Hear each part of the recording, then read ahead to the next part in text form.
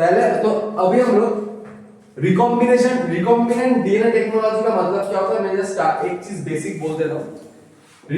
Recombinant DNA technology मतलब सोच कि मैं चाहता हूं कि किसी एक जिसका जीन बहुत अच्छा है, ठीक है, सोच कि दर्शिता बोली कि चाय वाला का जो चाय बनाने का जो जीन है उसका जो उसके बॉडी में शायद कुछ अच्छा सा एंजाइम बनता है, जो एंजाइम से बहुत बढ़िया चाय बनाता है, वो वाला चाय वाला का वो वाला जीन वो चाहती है कि उसका लड़का लड़की जो भी हो उसके बॉडी में रहे, ठीक है। अब इसके लिए क्या करना पड़ेगा, सबसे पहले हमें आइडेंटिफाई करना पड़ेगा चाय वाले के बॉडी में ऐसा कौन सा जीन है जिसके वजह से वो उतना अच्छा चाय बनाता है, ठीक है। अब सोच कि अब चाय वाला सोच कि बहुत अच्छा चाय बनाता है लेकिन वो बहुत गुस्से वाला है, ठीक है।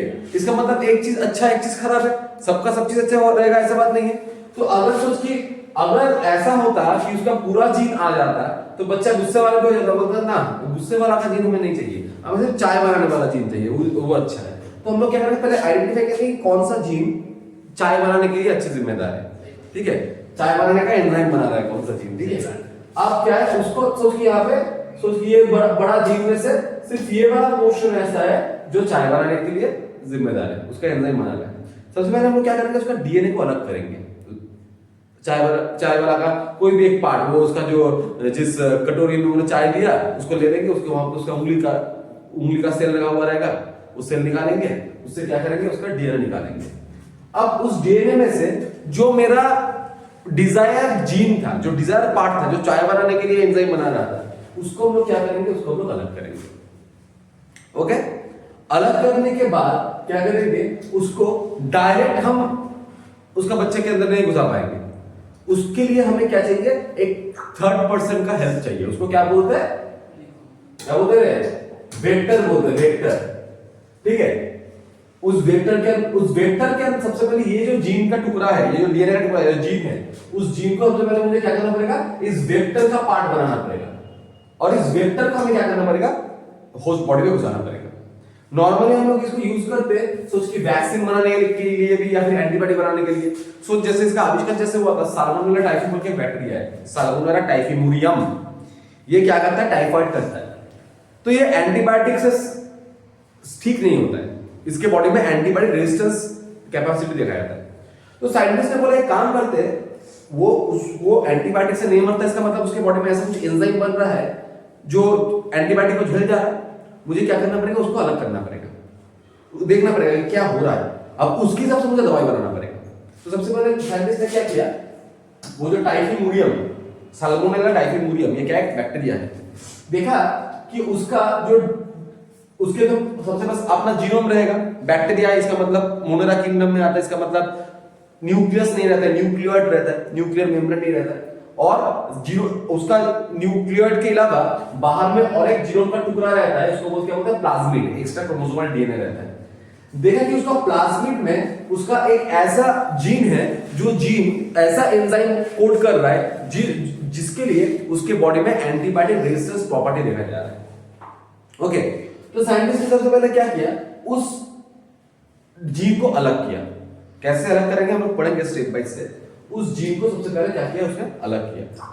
अलग करने के बाद क्या किया, मैंने क्या बोला, उसको किसी के साथ जोड़ना है, उसको किसी के साथ जोड़ना है, ठीक है।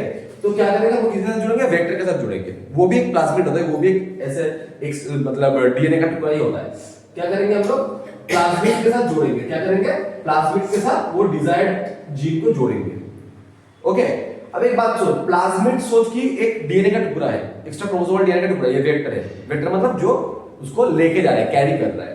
अब इसके ये प्लाज्मिड का अपना जो डीएनए था उसको कट करके हम लोग हमारा डिजायर्ड डीएनए को उसके साथ जोड़ रहे हैं। इसका मतलब क्या कर रहे हैं, रिकॉम्बिनेशन हो रहा है, इसलिए इसको क्या बोलते हैं, रिकॉम्बिनेंट डीएनए बोलते हैं, रिकॉम्बिनेंट बोलते हैं, ओके। अब इस प्लाज्मिड को हम लोग क्या करेंगे, दूसरा एक बैक्टीरिया के अंदर डालेंगे। सोच कि यहां पे किसमें डाला गया, ई कोलाई बैक्टीरिया के अंदर डाला गया, ई कोलाई एस्टेरिचिया कोलाई हमारे गट पे रहता है, उसके अंदर डाला गया। क्यों डाला गया है, सोच एक बात बोल, उसका अपना ये जीनोम है, एक बात बोल, एक छोटा सा डीएनए टुकड़ा से हम लोग कितना काम कर पाएंगे, उसको बढ़ाना पड़ेगा ना, नंबर बढ़ाना पड़ेगा ना, समझ में आ रहा है? तब भी तो जब लार्ज अमाउंट बनेगा तब क्या करेंगे, तब हम लोग उससे मतलब कुछ काम का दवाई वगैरह, मेडिसिन वगैरह, वैक्सीन वगैरह बना पाएंगे, उसका नंबर बढ़ाना पड़ेगा। तो इसीलिए हम लोग क्या करेंगे, ये जो रिकॉम्बिनेंट कब बोलेंगे, जब उसके साथ अलग डिजायर्ड डीएनए जुड़ गया, उसके बाद रिकॉम्बिनेशन हो गया, उसके बाद बोलेंगे। उसको क्या किया हम लोग, जोड़ दिए, उसा दिए। अब ये क्या करेगा, बैक्टीरिया बहुत जल्दी मल्टीप्लाई करता है, बहुत जल्दी रेप्लिकेशन करता है, ये बैक्टीरिया का बहुत सारा रेप्लिकेशन होगा तो मेरा डीएनए टुकड़ा का बहुत सारा कॉपी बन जाएगा, उससे हम लोग दवाई बना लेंगे। ऐसे ही काम होता है। समझ में आया बात? ठीक है, वेक्टर का बारे में समझ में आया?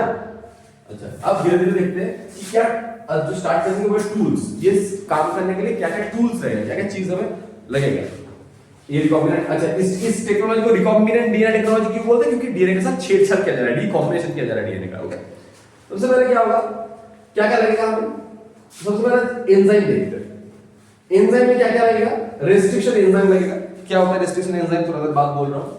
पॉलीमरेज लगेगा, वही बात है, सोच कि मेरा जो डीएनए का टुकड़ा बना है उसको तो मुझे नंबर बढ़ाना पड़ेगा ना, नंबर बढ़ाने के लिए क्या करना पड़ेगा, पॉलीमर बनाना पड़ेगा। पॉलीमरेज जो रेप्लिकेशन में हम लोग यूज करते हैं, ट्रांसक्रिप्शन में यूज करते हैं, पॉलीमरेज एंजाइम लगेगा। लाइगेज लगेगा, लाइगेज क्या कर रहा था, जोड़ रहा था, है ना।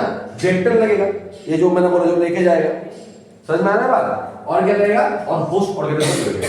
होस्ट ऑर्गेनिज्म मतलब जिसके बॉडी में मल्टीप्लिकेशन करेगा। ठीक है, एक बात याद रखना, जो हम लोग ई कोलाई में वो जो प्लाज्मिड था, उस प्लाज्मिड को जब हम लोग ई कोलाई के अंदर जो होस्ट, समझ में आ रहा है, जो यहां पे मैंने लिखा था ई कोलाई, उसके अंदर जब डालेंगे ना उसको बोलते हैं ट्रांसफॉर्मेशन। क्लियर है बात, समझ में आ रहा है? अच्छा, अब पहला एक एक करके एंजाइम देखते हैं। फर्स्ट एंजाइम का नाम क्या है, DNA manipulating enzyme. DNA manipulate करना मतलब क्या होता है, छेड़छाड़ करना। सोच की देना बोलता है ना, ये मैनिपुलेट कर रहा है उसको, मतलब सोच की मेरा एक थॉट प्रोसेस था, अब उसने मुझे लग रहा था कि नहीं धीरे बाइक चलाना ही अच्छा होता है, ये दोनों ने क्या बोला, क्या सर जिंदगी जीने के लिए होता है, बाइक उड़ाने के लिए होता है, थोड़ा स्पीड में चलाइए।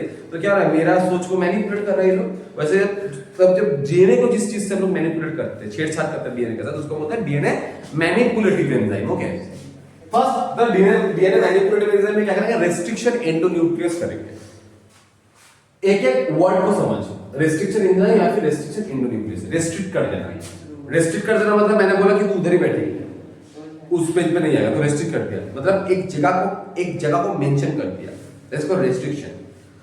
एंडोन्यूक्लियस, एंडो मतलब अंदर, न्यूक्लियस मतलब क्या, जो न्यूक्लिक एसिड को कट करता है, that is endonuclease. Okay, so restriction endonuclease मतलब क्या करेगा, न्यूक्लिक एसिड मतलब क्या, डीएनए डीऑक्सीराइबोन्यूक्लिक एसिड, तो न्यूक्लिक एसिड को कट करेगा, इसलिए तो मैनिपुलेट किया जा रहा है उसको, इसलिए मैनिपुलेटिव एंजाइम बोल रहे हैं।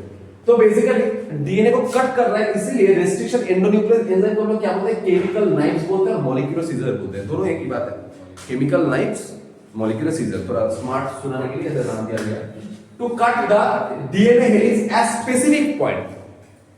क्या, एक स्पेसिफिक जगह में ये कट करेगा, देखेंगे कि सबका एक स्पेसिफिक जगह होता है।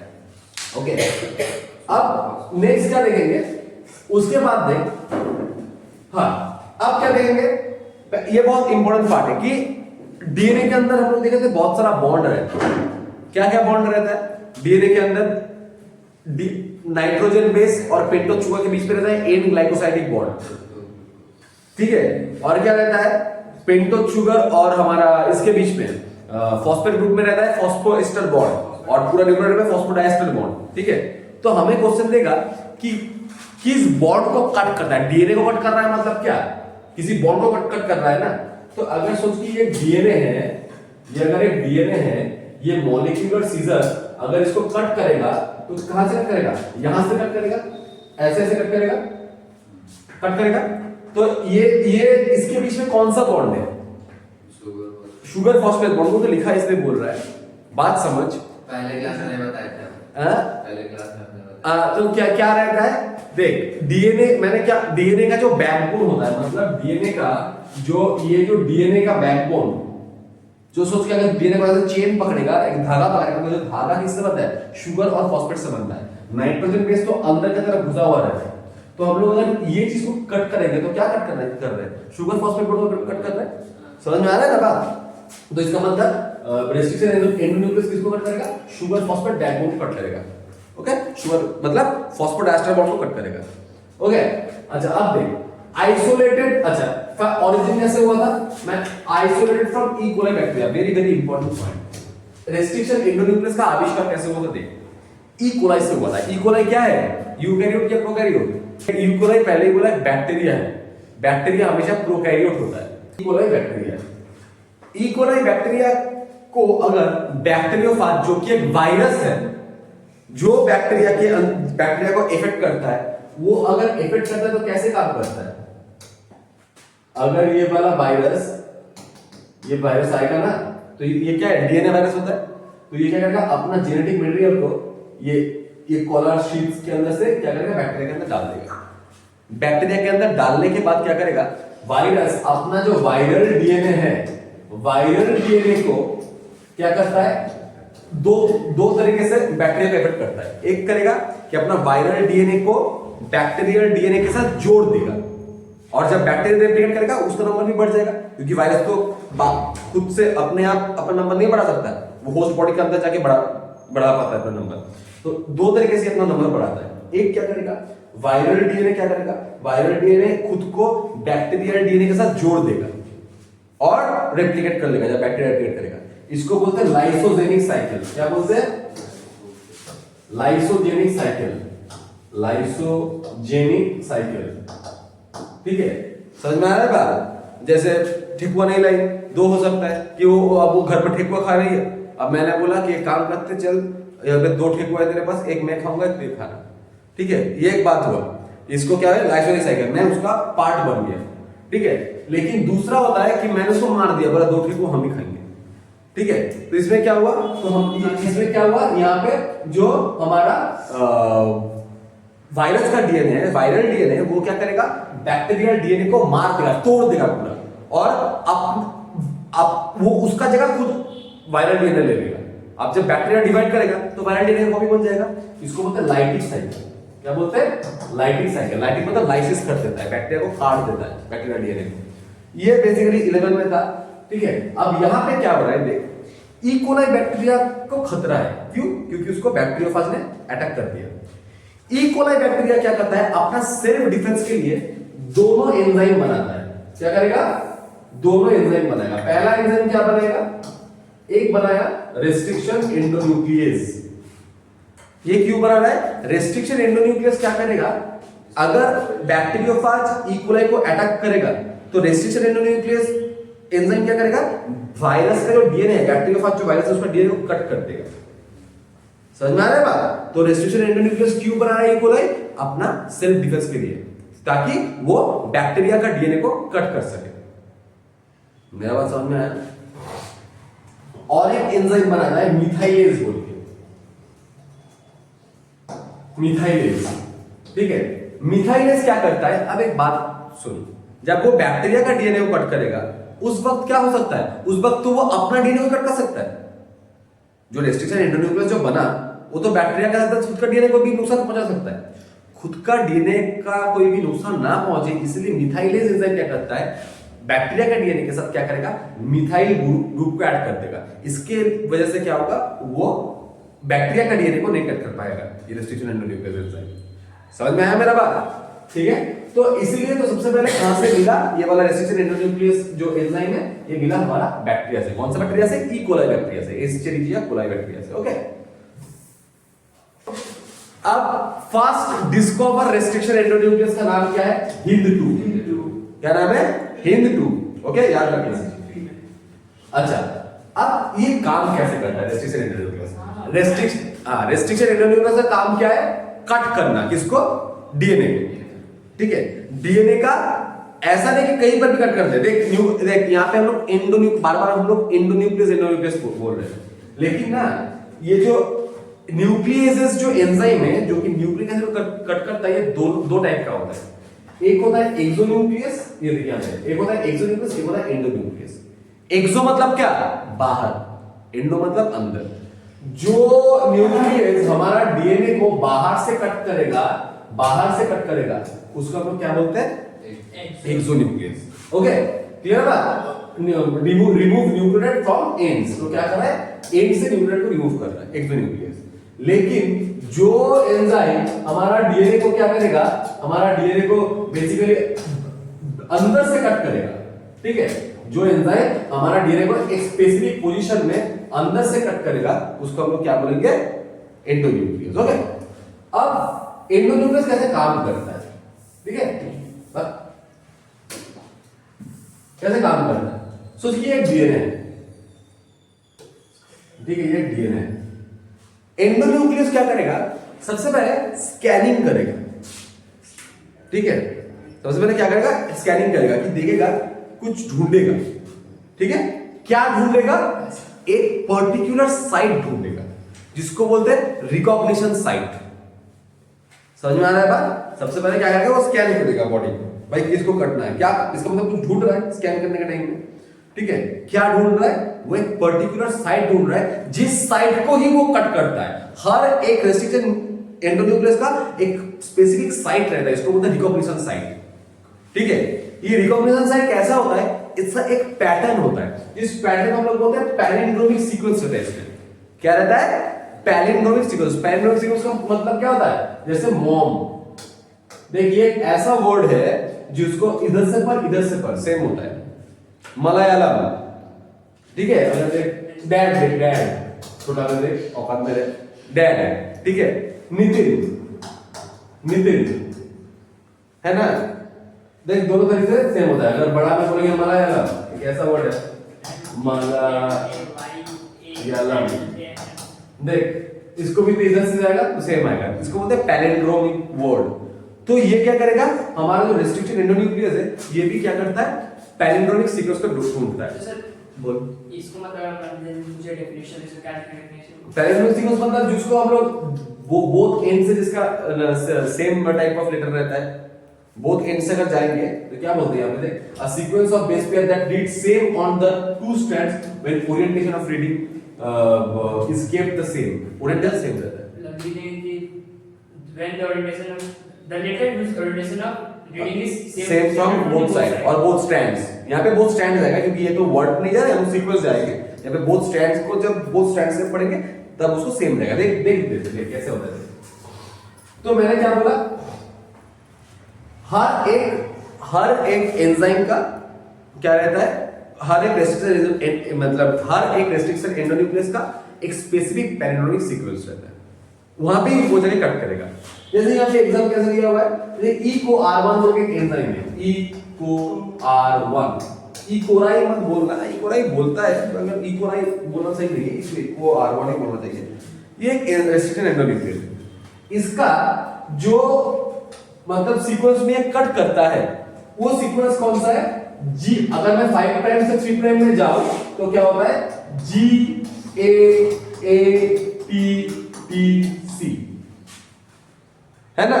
अब आप सोचिए यहाँ पे मुझे यहाँ पे 3 प्राइम से 5 प्राइम में अगर मैं लिखूं तो क्या लिखेंगे, यहां से अगर लिखूं तो क्या होगा, G के अपोजिट में क्या रहेगा, ओह lovely, C T T A G हो रहा है पैलिंड्रोमिक।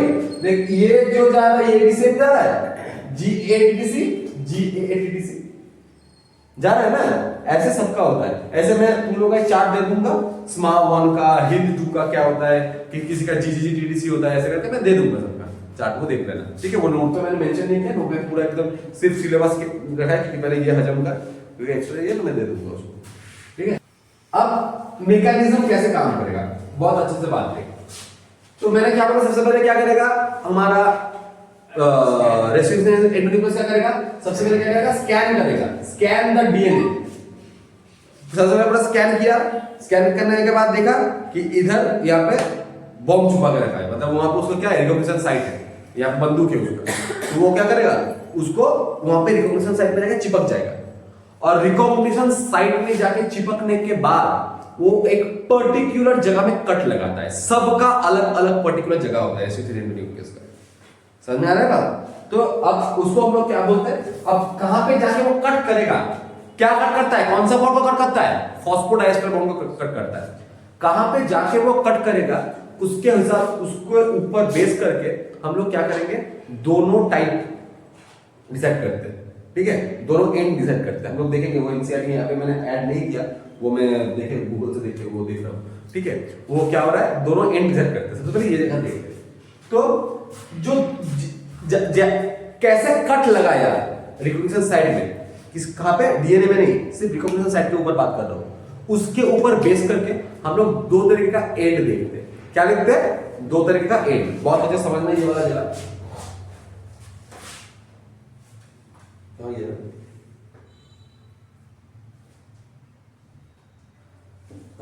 ये वाला जगह है। देख, दो तरीके का एंड होगा। देख ठीक से देख, पहला एक एंड होता है स्टिकी एंड, दूसरा एंड होता है ब्लंट एंड या फिर फ्लैश एंड। क्या होता है देख, सोच कि ये मेरा रिकॉग्निशन साइट है, ये मेरा डीएनए है। डीएनए का कौन सा पार्ट है? रिकॉग्निशन साइट, जहां पे कट करेगा। ठीक है, इसी अगर हम लोग ई को R1 का अगर देखे, तो अगर ई को R1 का अगर देखे, क्या था? G A A P P C, यहां पे क्या था? G A A P P C, ये था। इको R1 क्या करता है? G और A के बीच में कट लगाता है। क्या करेगा? G और A के बीच में कट लगाएगा। मतलब वो क्या करेगा? यहां पे कट करेगा और यहां पे कट करेगा। मेरा बात समझ में आ रहा है? कहां पे कट करेगा? यहां पे कट करेगा और इधर कट करेगा। ठीक है, तो मेरे पास अब प्रोडक्ट क्या क्या बनेगा? बोल, एक प्रोडक्ट देख कैसा बनेगा? ऐसा बनेगा। एक्सो में कट कर रहा है सर, इसमें तो एक्सो करना है। यही पर मैं पूछना चाह रहा था। मैं एक्सोन्यूक्लियस किसको बोल रहा था? जो डीएनए का बाहर की तरफ कट कर रहा था, बाहर सेगमेंट में। ये रिकॉग्निशन साइट के बाद बोल रहा हूं। ये सिर्फ ये जो कि डीएनए के अंदर की तरफ है, मैं ये सिर्फ रिकॉग्निशन साइट के बारे में पढ़ा। समझ में आ रहा है बात? यहाँ पे कंफ्यूजन आता है। क्या कर रहा था? यहाँ पे डीएनए का कौन सा पार्ट पे कट कर रहा था हम लोग? एक्सोन्यूक्लियस, मतलब डीएनए के बाहर जाकर कट कर रहा था एक्सोन्यूक्लियस में। मैं वो नहीं बोल रहा हूं, मैं बोल रहा हूं कि एंडोन्यूक्लियस मतलब सोचिए उसका रिकॉग्निशन साइट अंदर की तरफ है। मैं सिर्फ रिकॉग्निशन साइट के बारे में बात कर रहा हूं यहाँ पे।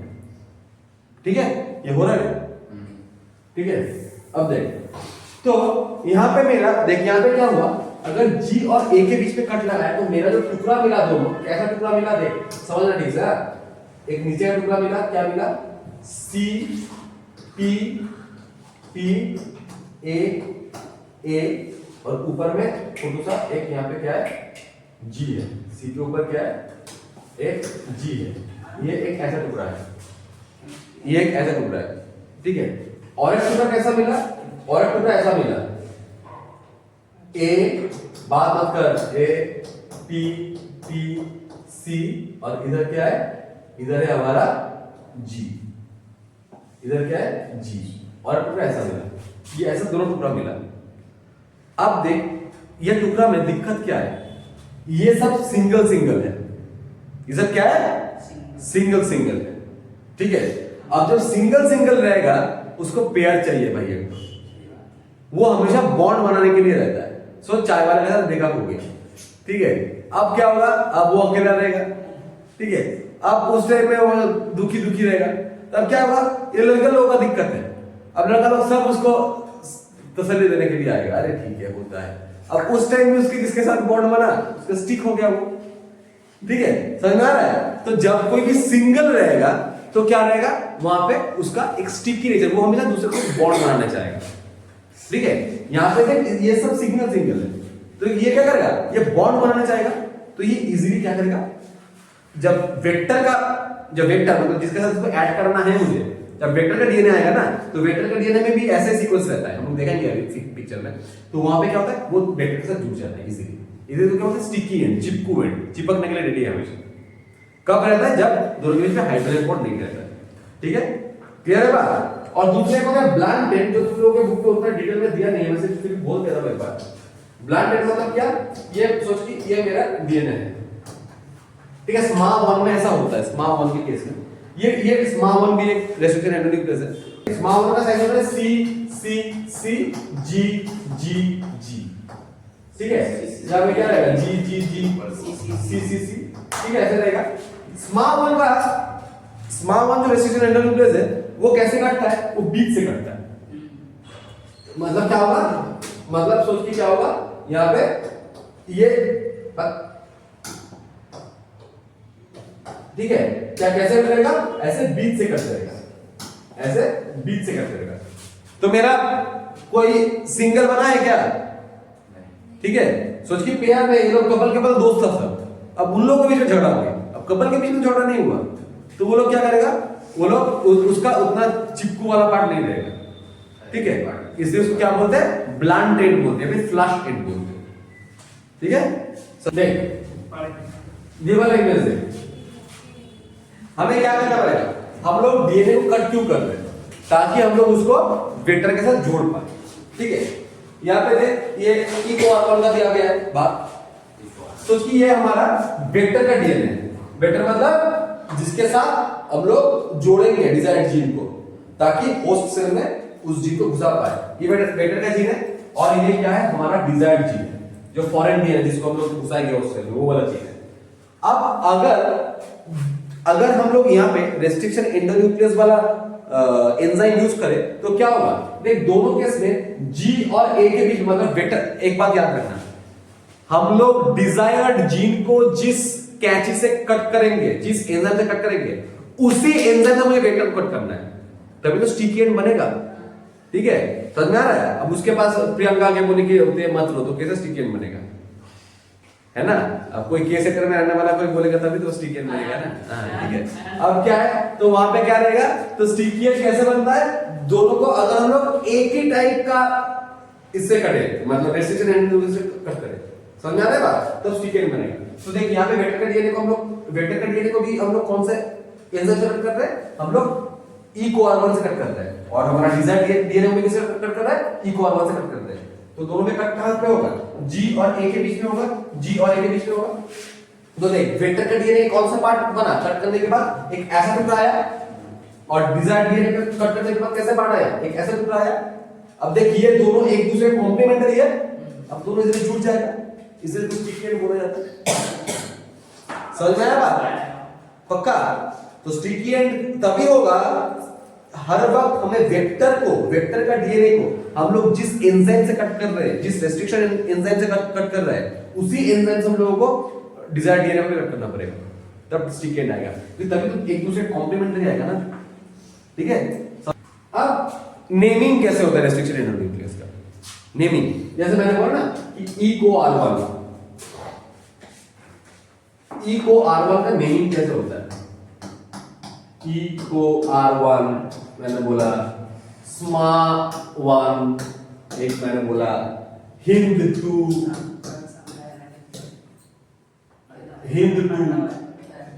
ठीक है, ये एक मैंने बात बोला, ठीक है। ये SMA का एक स्मॉल होगा, ये कैसे होता है? नाम कैसे होता है? पहला बात E₂R1 अगर देखें, रेस्ट्रिक्शन एंडोन्यूक्लियस का जो नाम है, उसका जो पहला लेटर है, वो लेटर कहां से आता है? जिस बैक्टीरिया से, मैंने क्या बोला, रेस्ट्रिक्शन एंडोन्यूक्लियस हमें कहां से मिलता है? बैक्टीरिया से मिलता है, प्रोकैरियोट से मिलता है। जिस बैक्टीरिया से हमें उस रेस्ट्रिक्शन एंडोन्यूक्लियस को मिल रहा है, उस बैक्टीरिया का साइंटिफिक नेम देखेंगे। जैसे E₂R1 कौन सा बैक्टीरिया से मिल रहा है? एस्चेरिचिया कोलाई से मिल रहा है, देखा है कहीं पर? E₂R1 कहां से मिल रहा है? एस, हां, नीचे ई का ब्रैकेट, हां, E₂R1 किससे मिल रहा है हमें? एस्चेरिचिया कोलाई से मिल रहा है। तो देख, पहला जो लेटर होगा रेस्ट्रिक्शन एंडोन्यूक्लियस का नाम का, वो कहां से आएगा? उस बैक्टीरिया का जो जेनस नेम है, उसका पहला लेटर होगा कैपिटल में होगा, ठीक है। दूसरा जो दोनों लेटर होगा, वो कहां से आएगा? जो स्पीसीज नेम है इस बैक्टीरिया से मिला, उस स्पीसीज का पहला, अब स्पीसीज का नेम क्या आता है, कैसे लिखा जाता है? स्मॉल लेटर से लिखा जाता है, तो ये भी क्या होगा? स्मॉल में आएगा। आर कहां से आता है? बहुत सारा स्ट्रेन रहता है बैक्टीरिया का, रफ स्ट्रेन, स्मूथ स्ट्रेन, बहुत सारा स्ट्रेन रहता है। तो उस बैक्टीरिया का कौन सा स्ट्रेन से हमें मिला, ठीक है, उस स्ट्रेन के ऊपर डिपेंड करके हम लोग क्या करेंगे? ये वाला लेटर का नाम करेंगे बैक्टीरिया का स्ट्रेन के ऊपर। और ये जो उसके बाद जो 1, 2 जो नाम रख रहे हैं, वो कैसे, किस सीक्वेंस में हम लोग डिस्कवरी किए, किस सीक्वेंस में हम लोग उस एंजाइम को एक्सट्रैक्ट किए उस बैक्टीरिया से, उसके ऊपर डिपेंड करके चौथा वाला लेटर आता है। नहीं वो आई वन नहीं समझा। हाँ, वन मतलब सो E₂R1 से देखना, इसके बाद हम एक लाइन पढ़ेंगे, 230 ऐसा बैक्टीरिया का जेनेरा मिला है हम लोगों को, जहां से हम लोग 900 रेस्ट्रिक्शन एंडोन्यूक्लियस को मतलब एक्सट्रैक्ट कर पाए। ठीक है, इसका मतलब 230 बैक्टीरिया से 900 रेस्ट्रिक्शन एंडोन्यूक्लियस मिल रहा है। इसका मतलब क्या होता है, एक बैक्टीरिया से 2-3 भी एंजाइम निकल सकता है। तो किस ऑर्डर में आया है एंजाइम, उस ऑर्डर के ऊपर डिपेंड करके हम लोग नाम रखते हैं किसका, इको आर्गन का। मतलब लास्ट लेटर उसके ऊपर आता है कि एस्चेरिचिया कोलाई का रफ स्ट्रेन से पहला जो एंजाइम निकला उसका नाम है इको आर्गन। ठीक है,